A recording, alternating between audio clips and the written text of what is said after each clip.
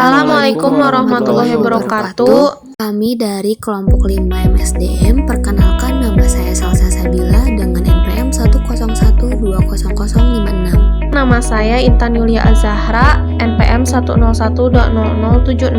Nama saya Muhammad Raihan Renaldi dengan NPM 101200060. Nama saya Indra Nurayudi, NPM 101200072. Video ini dibuat untuk memenuhi tugas UAS dari mata kuliah Manajemen SDM atau Manajemen Sumber Daya Manusia dengan dosen pengampu Bu Lili Nurmalasali, Pak Pulung Puriana. Warahmatullahi wabarakatuh. Kami dari kampus STEM di Bandung. Perkenalkan, saya Salsa Sabila. Saya Intan Nurayudi. Saya Intan Yulia Azahra. Kami di sini untuk mewawancarai seorang narasumber yang memiliki perusahaan tas yang bernama Handbag, dan Bapak sebagai owner dari perusahaan ini. Mohon maaf namanya. Nama saya Heri Kuswara. Oke, langsung saja untuk pertanyaan pertama.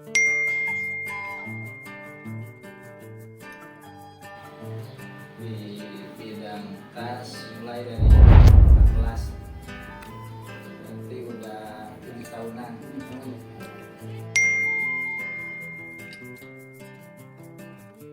Awalnya sih dari saya kan dulunya emang suka menggambar di bidang desain. Awalnya dari bikin pola, bikin model, bikin artikel. Awal dari situ.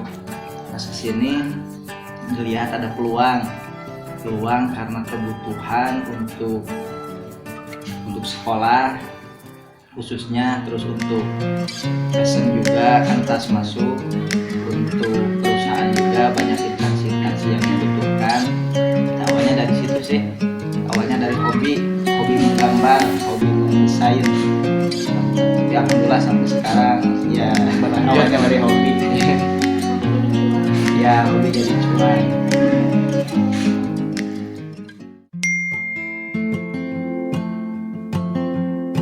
Kerja sama brand-brand lokal. Terus saya juga ada beberapa merek, ada beberapa brand sendiri. Salah satunya Blesco, terus Edik Adventure, terus ESR. Ada satu lagi Analus. Nah, selain itu, kalau untuk proyekan besarnya saya kerjasama sama perusahaan besar kayak Hilcon, PT Hilcon, terus PT MP. Pernah sih masuk dari DPR juga kalau untuk pemerintahannya. Itu sih kalau untuk pengelolaannya. Kalau untuk yang berjalan kontinu tiap hari, lebih ke brand-brand lokal, brand-brand clothingan. Sama mungkin kalau ini ada karyawannya atau mungkin ini owner Karyawan ya. Kalau karyawan sih kurang lebih sekarang 25 orang.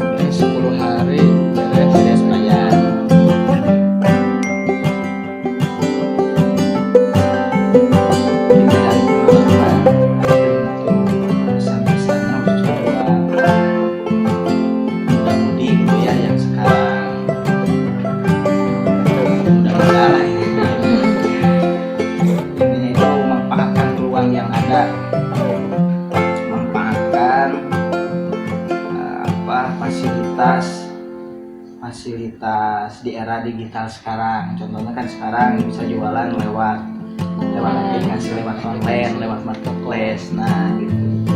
Kita manfaatkan penjualan lewat online itu karena sekarang banyak peluang. Maksudnya tidak membutuhkan kalau untuk sekarang tidak membutuhkan modal yang besar, asal kita tahu pasar, asal kita mau, asal kita bisa berdikari, insya Allah jadi duit lah sekarang. Cuan. Dan mungkin itu pesan-pesannya, manfaatkan peluang yang ada, manfaatkan teknologi sekarang.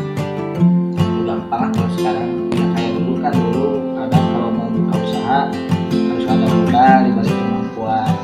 Terus kalau sekarang mau buka toko harus ada toko offline. Terus sekarang kan juga untuk di online kan, di online itu paling besar-besar. Terima kasih untuk waktunya. Semoga bermanfaat untuk kami semua. Wassalamualaikum warahmatullahi wabarakatuh. Waalaikumsalam.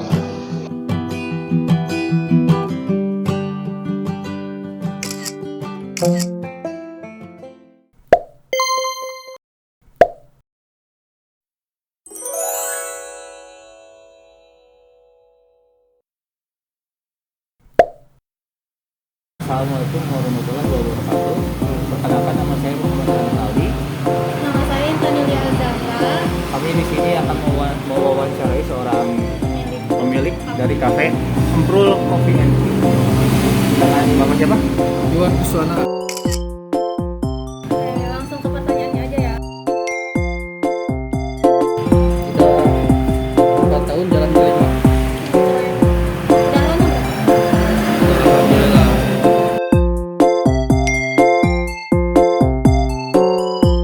Sebenarnya ini hobi. Ya hobi. Dulu bikin kopi, alhamdulillah jadi apa? Hobi jadi pekerjaan lah gitu. Jadi cuan. Ya jadi cuan, betul. Oke. Dari selama kafe ini bergerak, apakah ada karyawannya? Ada. Selain Bapak? Ada. Kalau boleh tahu berapa orang? 2. 2 orang. Untuk karyawan tersebut apakah diberi pelatihan atau seperti apa? Pastilah harus ada basic dari pembikinan kopi, terus ya pembikinan yang lainnya, terus ya banyak lah. Biasanya berapa lama tuh untuk pelatihan karyawan? Kita minimal itu 1 bulan, maksimal 2 bulan harus ya bisa semuanya lah, dari pembikinan kopi, terus makanannya yang lain, semua lah. Maksimal 2 bulan. Ya maksimal 2 bulan. Dari karyawan tersebut, Bapak biasanya memiliki kriteria seperti apa?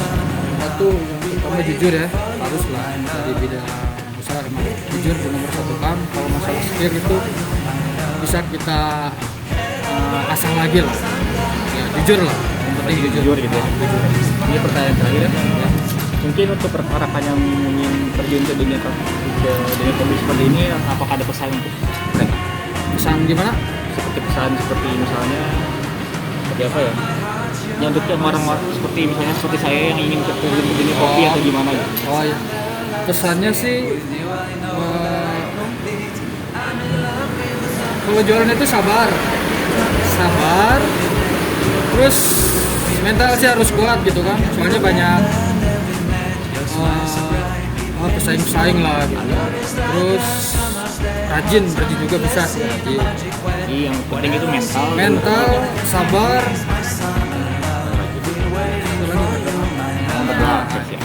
harus cukup pertanyaan dari kami. Terima kasih Bapak sudah untuk waktunya.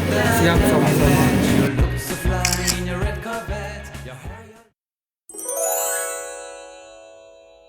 Assalamualaikum warahmatullahi wabarakatuh.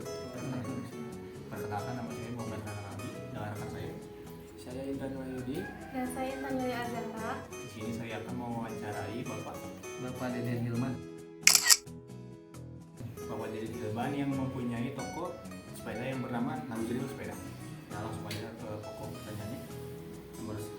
Yang pertama, kita boleh tahu berapa lama Bapak menekuni di bidang ini? Di bidang ini sebetulnya sebelum saya terjun ke buka usaha di sini, kebetulan ayah saya itu dari di Soreang itu udah beberapa puluh tahun, ada sekitar 20 atau 25 tahun. Ya. Sebelum saya buka, saya dulu ikut kerja dulu dari sana, dari bapak, jadi cari dulu ilmunya beberapa tahun, kemudian tepat tahun 2014 saya buka cabang gitu ya. Saya keluar dari perusahaan bapak, terus saya buka di sini sekitar tahun 2014. Itu awal saya buka usaha di sini, sampai ada 2 cabang sekarang yang di Soreang, yang di kota Soreangnya. Ini yang pertama di sini tahun 2014. Jadi sudah lumayan lama ya. Alhamdulillah. Ya. Selama di bidang ini apakah ada hal yang disukai? Sebetulnya sih dari bidang, karena orang tua saya itu memang jual, mungkin di saya juga ya, jadi ada apa ya, ketertarikan untuk berjual. Jadi dari berjual itu yang sangat saya menarik itu kita berkomunikasi dengan konsumen, sehingga bukan saya sekedar menjual produk dan barang, tapi kita bisa menjadi nambah pertemanan, persaudaraan, termasuk sama Kang Edi itu sebagiannya juga dari sepeda gitu ya. Jadi yang paling saya menarik itu dari berjualan silaturahminya. Jadi banyak silaturahmi, banyak teman dan sebagainya gitu sih. Banyak sih sebetulnya yang lain, cuman yang paling saya menarik itu salah satunya, jadi saya banyak saudara lah gitu. Ini langsung aja ke karyawan. Di sini ada karyawan. Alhamdulillah ada karyawannya. Kalau boleh tahu berapa banyak? Karyawan yang admin itu ada 2 orang, yang admin 2 orang, terus yang bagian admin ada 2 orang, yang bagian pengiriman ada 2 orang, terus ya sekitar 6 orang hampir, 6 orang. sama kakak saya. Apa di sini sistemnya kontrak atau gimana? Untuk karyawan di sini sistemnya sementara ini belum maksudnya jadi nggak kontrak, tapi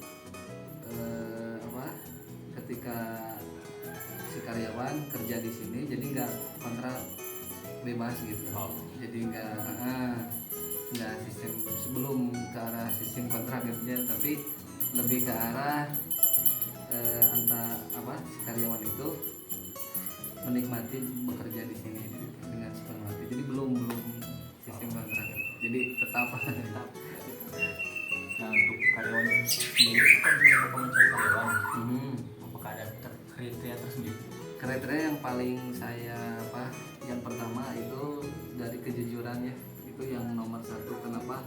Karena saya dulu kerja dari bapak juga, sekarang sampai bisa kayak gini gitu ya, itu modalnya saya jujur gitu. Jadi kejujuran, nggak, walaupun ini perusahaan orang tua, saya nggak berani ngambil uang spesial pun gitu. Kalau minta ya minta gitu ya. Jadi yang pertama itu kejujuran. Jadi karyawan, saya menerima karyawan, masalah dia bisa nggak bisa itu mah belakangan. Yang paling itu kan nanti bisa dibimbing gitu. Yang pertama itu kejujuran sih. Yang keduanya ya mungkin semangat untuk kerjanya gitu ya. Terus ya yang paling utama itu lah, dua yang Nah, untuk pengelolaan karyawannya biar gimana caranya supaya karyawan itu jadi kita ke karyawan itu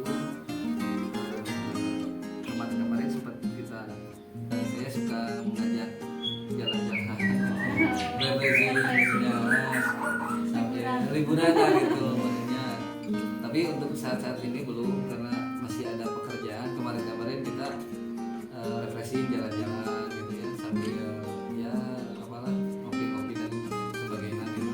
Itu untuk menjalin kedekatan emosional antar karyawan sama mungkin saya yang sebagai pemilik toko ini. calon karyawan kayak sekarang ada yang baru, jadi kita bimbing dulu, kita latih langsung praktek. Jadi teorinya itu sambil langsung praktek gitu. Jadi misalkan ada kayak sepeda yang kayak gitu ya, yang belum setengah jadi, kita kasih contoh dan disiapin barang yang udah jadi, langsung kita praktekin. Jadi bertahap sampai dia bisa. Kedepannya mah improvisasi dia, jadi kadang jadi bagus lah gitu. Kayak gitu ya, jadi langsung aja. Mungkin bapak punya pesan-pesan buat Yang pertama itu mengurangi keyakinan. Jadi dulu yang tadi yang pertama itu jujur, yang jujur, yang kedua kita yakin bahwa yang di diri kita itu udah yang ngatur, udah ada tetapannya. Dulu kan saya juga bisa nggak ya jualan di dalam toko, terus saya juga nggak punya modal gitu. Cuman ada di masyarakat biasa kalau nggak ada modal misalkan pinjam ke bank, nah saya saranin jangan, itu kan ribanya. Saya numpuk dari dulu saya cuma nggak punya modal, saya jual barang apa aja yang saya punya.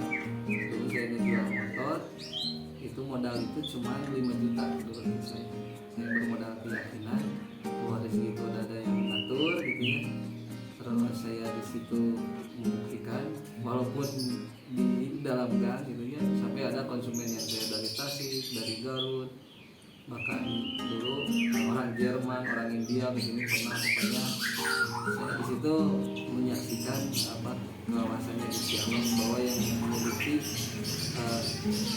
tapak pada malah gitu ya, kalau bahasa Sunda berarti kita mengalami keyakinan tanpa riba, tanpa